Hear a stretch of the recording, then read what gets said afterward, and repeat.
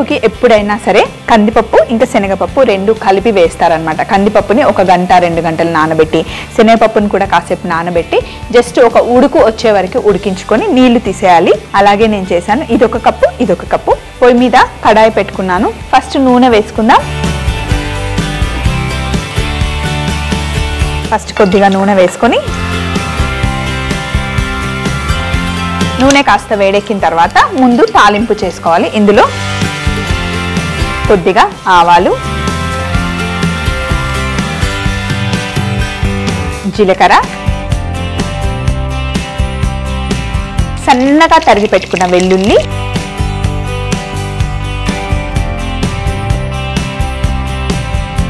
పచ్చిమిర్చి, ఇవి కాస్త వేగాలన్నమాట. వెల్లుల్లి పచ్చిమిర్చి కొద్దిగా వేగిన తర్వాత ఇప్పుడు ఇందులో కరివేపాకు వేసుకోవాలి.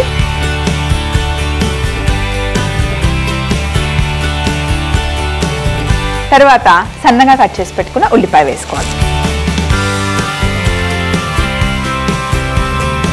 ఉల్లిపాయ వేసుకున్నప్పుడే పప్పుకు సరిపడా ఉప్పు వేసేసుకోవాలి.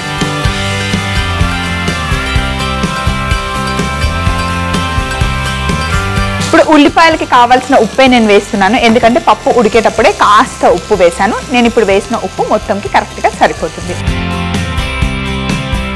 ఇన్ జనరల్గా మనం ఎంత వెయిట్ ఉన్నామో డైలీ అన్ని గ్రామ్స్ ప్రోటీన్ తీసుకోమని మనకు చెప్తూ ఉంటారు. సపోజ్ నేను 50 kgs ఉన్నాను అనుకోండి, నేను 50 grams ప్రోటీన్ డైలీ తీసుకోవాలి. దానికోసం మనం ఏం చేస్తాం, మార్నింగ్ ఒక 2 గుడ్లు బాయిల్ చేసుకొని తింటాం, లేదా చికెన్ ఎక్కువ తింటే ప్రోటీన్ ఎక్కువ వస్తుంది అని తినేస్తూ ఉంటాం. మామూలుగా నాన్ వెజ్ కన్నా మనకి ఈ పప్పుల్లో ప్రోటీన్ ఎక్కువగా ఉంటుందండి. పన్నీర్ ఎక్కువ తీసుకుంటాం, నాన్ వెజ్లో ఎక్కువ ప్రోటీన్ ఉంటుంది, వెజ్లో అసలు ప్రోటీన్ ఉండదు అని మనం భ్రమపడుతూ ఉంటాం. 100 grams నాన్ వెజ్ తింటే మనకి 20-25 grams మనకి ప్రోటీన్ వస్తుంది. అదే పప్పులు తీసుకున్నాం అనుకోండి, 100 grams తీసుకుంటే 30 నుండి 40 grams మనకి ప్రోటీన్ వస్తుంది అనమాట.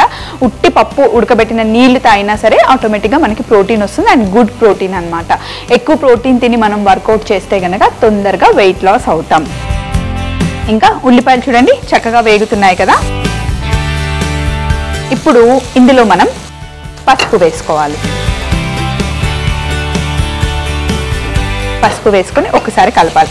పప్పు అనగానే మనకి ఎప్పుడు కొంచెం లిక్విడ్గా ఉంటుంది, లేదా ఇలా ముద్దలాగా చేసుకుంటాం కదా పప్పుని.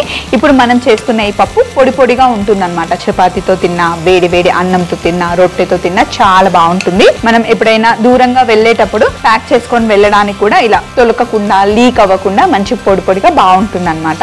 సో ఇప్పుడు ఇవన్నీ బాగా వేగిన తర్వాత ఇందులో మనం జస్ట్ ఒక ఉడుకు వచ్చిన పప్పు అనమాట. మరీ గట్టిగా ఉండదు, ముందుగానే నానబెట్టేసుకున్నాం కాబట్టి ఇలా అంటే విరిగిపోతుంది. మరీ సాఫ్ట్గా ఉండకుండా కొంచెం మనం తినడానికి ఈజీగా ఉండేలాగా ఇలా ఉడికించుకోవాలన్నమాట. ఫస్ట్ శనగపప్పు వేస్తున్నాను, అలాగే కందిపప్పు వేసి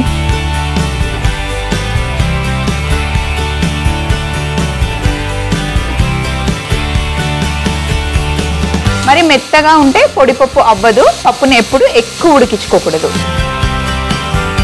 మంట కాస్త చిన్నగా చేసి పప్పుని బాగా వేయించుకోవాలి. ఇప్పుడే ఉప్పుని మనం టేస్ట్ చేస్తామనుకోండి, ఉప్పు సరిపోయిందో లేదో తెలుస్తుంది. లేదంటే తక్కువగా ఉందంటే కొంచెం యాడ్ చేసుకోవచ్చు. కొంచెం ఇంకా ఫ్లేవర్ ఇవ్వాలి, కొంచెం డిఫరెంట్ ఫ్లేవర్ రావాలి అంటే ఇందులో కాస్త ఇంగువ కూడా యాడ్ చేసుకోవచ్చు. నేను ఎందుకు వేయలేదంటే ఆల్రెడీ వెల్లుల్లి వేసాను కాబట్టి ఇంగువ వేయలేదు. కొంతమందికి పప్పులో, ప్రతి ఒక్క పప్పులో ఇంగువ ఫ్లేవర్ ఇష్టం ఉంటుంది. వాళ్ళు ఇందులో కావాలి అంటే కొంచెం ఇంగువ కూడా యాడ్ చేసుకోవచ్చు. చిన్న మంటలో ఇప్పుడు ఆల్రెడీ పప్పు చల్లగా అయిపోయింది కదా, మళ్ళీ వేడిగా పొగలు వచ్చేంతసేపు ఇలా ఫ్రై చేసుకోవాలన్నమాట.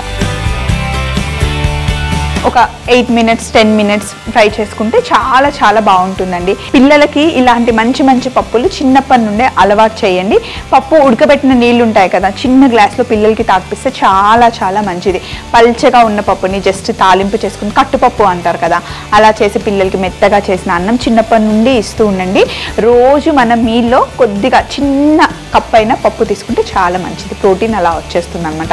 న్యాచురల్గా ప్రోటీన్ తీసుకుంటే ఎప్పుడు మంచిది కదా, పౌడర్ ప్రోటీన్ తాగకుండా. సో ఇప్పుడు ఇదొక 8-10 నిమిషాలు చక్కగా కుక్ చేద్దాం. మంచిగా మళ్ళీ వేడయ్యే వరకు కలపాలి. కలిపిన తర్వాత ఇప్పుడు స్టవ్ ఆఫ్ చేసిన తర్వాత ఇందులో కాస్త నిమ్మరసం,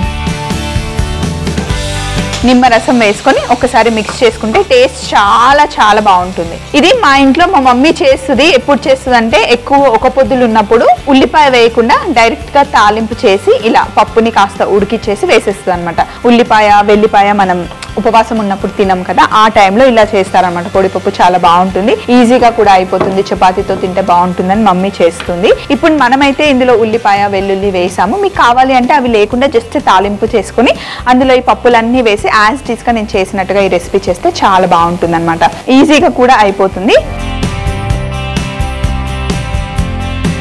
ఇప్పుడు ఇలా అంతా చేసుకొని ఒకసారి బాగా కలిపేసుకొని ఇందులోనే కొత్తిమీర కూడా వేసేద్దాం. కొంచెం గార్నిష్ పైన వేయడం కోసం పక్కన పెట్టేసి మిగతా అంతా ఇలా మిక్స్ చేసేసి, మీకు టైం లేదు పొద్దున్నే ఆఫీస్కి వెళ్ళిపోవాలి, పిల్లలకి ఏదైనా తొందరగా రెడీ చేయాలి అనుకుంటే 2 పప్పులని కందిపప్పు ఇంకా శనగపప్పుని నైటే నానబెట్టేసుకోండి. చక్కగా నానుతుంది కదా ఒక 7-8 గంటలు.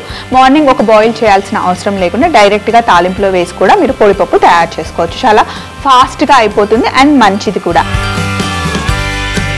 పప్పుని ఇలా బౌల్లో వేసేసుకుందాం. పొడి పొడిగా ఉంటుందన్నమాట.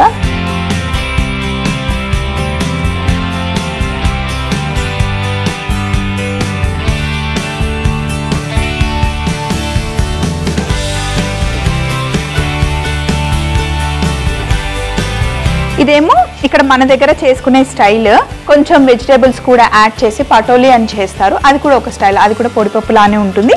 అందులో వెజిటేబుల్స్ యాడ్ చేస్తారనమాట.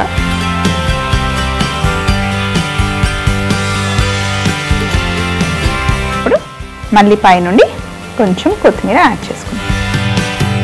గుమగుమలాడే పొడిపప్పు రెడీ అయిపోయింది. ఇలా ఒక్కసారి ట్రై చేయండి. ఎప్పుడు ఒకే రకం పప్పు ఎందుకు, ఇలా కాస్త పొడిపప్పు, ఒక్కొక్కసారి ఆకుకూరలు వేసుకొని, ఒకసారి జస్ట్ ఉట్టిపప్పు, కట్టుపప్పు, అలా రకరకాల పప్పులు చేసుకుంటే బాగుంటుంది. నాకైతే పప్పు ఎలా ఉన్నా పప్పు అంటే చాలా ఇష్టం. మరి చూసారు కదా పొడిపప్పు తయారీ విధానం. మరొకసారి మీరు చూస్తూ ఉండండి. పొడిపప్పు కర్రీ తయారీ విధానం. ముందుగా కడాయిలో నూనె వేసి వేడెక్కాక ఆవాలు, జీలకర్ర, వెల్లుల్లి, పచ్చిమిర్చి, కరివేపాకు, ఉల్లిపాయ ముక్కలు, తగినంత ఉప్పు వేసి బాగా వేయించుకొని పసుపు వేసి కాస్త వేగిన తర్వాత ముందుగా నానబెట్టి ఉడికించుకున్న 1 కప్పు శనగపప్పు, 1 కప్పు కందిపప్పు వేసి 8-10 నిమిషాలు వేయించుకొని స్టవ్ ఆఫ్ చేసుకొని పైనుండి కాస్త నిమ్మరసం, కొత్తిమీర వేసి బాగా కలుపుకొని బౌల్లోకి తీసుకొని కొత్తిమీరతో గార్నిష్ చేసుకుంటే ఎంతో రుచికరమైన పొడిపప్పు కర్రీ చిటికలో రెడీ అయిపోతుంది.